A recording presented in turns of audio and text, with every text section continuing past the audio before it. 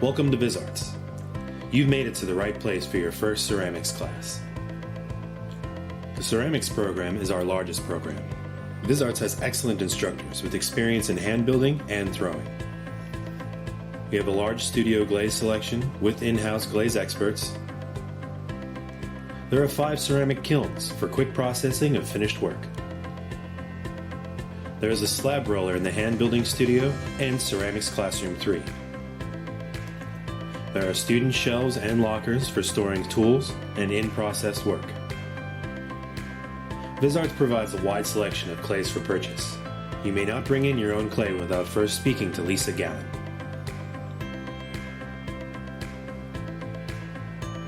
As you enter our classroom hallway, the first room on your left is the clay processing and storage room. This is where you will find shelves of greenware, which are unfired pieces, bisqueware, pieces that have been fired once and are waiting to be glazed, and finished glazed pieces. Let me show you around this room. Here is greenware that is to be bisque fired. It is fragile and can easily be broken. Handle with care. You can put your finished work here at various stages of being dried, but do not put it in if moving it will deform it. That means it is too wet.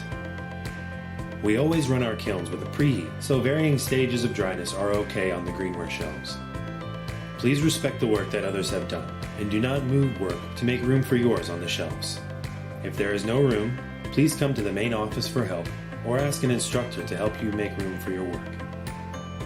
If for some reason you break another person's work, please tell someone so that we can inform the maker of the accident. People would rather be informed that the piece was broken by accident, rather than be surprised by a broken piece.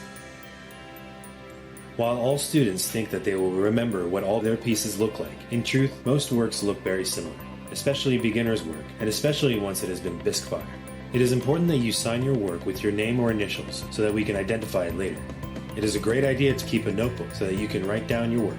It's also a good idea to take a few pictures. Here are the bisque shelves. This is where we will put your greenware once it's gone through the bisque kiln. When we take it out of the bisque kiln, we will put a date on the bottom. You should make every effort to get your piece off the bisque shelf and onto your own shelf as soon as is practical. When bisque work piles up, other students have to go through lots of pieces to find theirs, increasing the chances that your work will be chipped or broken. These shelves are not meant to be storage shelves for your work.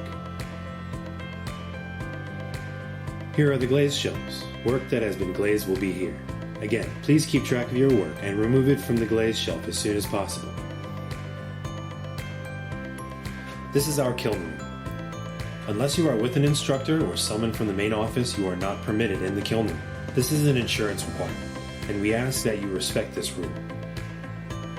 We run these kilns as often as possible, but the rate is determined mostly by student volume. Let me show you the 3 ceramics classrooms. This is Ceramics Classroom 1. This is the pottery wheel classroom, and we ask that hand builders not work in this room. Currently under COVID conditions, no more than 6 students are permitted in the room. Please observe social distancing. Also, during COVID restrictions, absolutely no eating or drinking in the classrooms. In the ceramics classroom, you will see wedging tables. One is for dark or red clays, and one is for white clays. You must clean the wedging tables after use. You will also see shelves for works in progress. Each student is assigned a shelf. It may not be in the classroom where your class takes place. At the beginning of each new session, your teacher will give you your locker and shelf assignment. You must clean thoroughly after you are finished. Please wipe down your wheel, clean and put away your splash pan, and return tools if you use them. This is one of the most important parts about being a good community member. Always try to leave things cleaner than you found them. This is Ceramics Classroom number 2. This is a hand building studio, although there are generally wheels in this room as well. Ceramics Classroom 2 has a slab roller. If you have not used a slab roller before, please ask your instructor to explain how to use this piece of equipment properly. Work tables. It is your responsibility to clean up any mess you make on the tables and be aware of other students' need for space. Do not spread out and take up an entire table unless no one is in the room. If other students come in, please make sure they have space to work and shrink your work area if necessary. Molds. There are both slump and hump molds, and you should ask your instructor how these can be effectively and properly used. Plaster molds can be easily damaged in a way that makes using them difficult. They will break and chip if you are too rough with them, so please respect the work that went into making them. Texture tools, mats, stamps, and cutters. There are lots of things to use in this studio that can add interest to your ceramics work.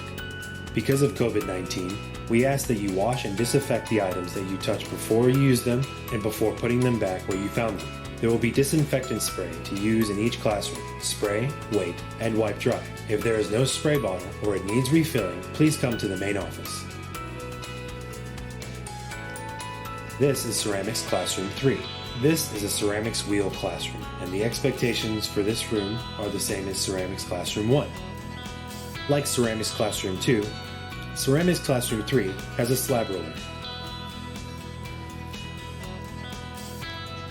The last studio is the glaze studio.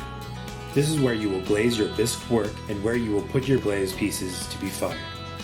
There is a test tile board that shows the interactions between some of our studio glazes. Not every clay body will have a test tile made. If you are using a commercial mid-range glaze, then you should definitely run a test tile before glazing an entire piece. Most of our glazes are studio glazes that are made by our ceramics instructors and techs. If you notice that a glaze is almost gone, please tell your instructor, or Lisa or Karen in the main office. There are glaze tickets that must be filled out before your work will be fired. You can ask your instructor to help you understand the glaze ticket if you have questions. Work that does not have a ticket will not be fired. If you exceed the amount of work that you fired as part of your class fee, you will be billed at the end of the class. Please pay these charges as soon as possible. Glazing is something that potters spend their entire careers mastering and perfecting. It is important, especially if you are new to ceramics, that you work with either your instructor or someone who can help you avoid common glazing problems. Glazes are not like paint. They are chemicals and colorants suspended in liquid and during firing can react in unexpected ways if you do not understand how the glazes interact with one another.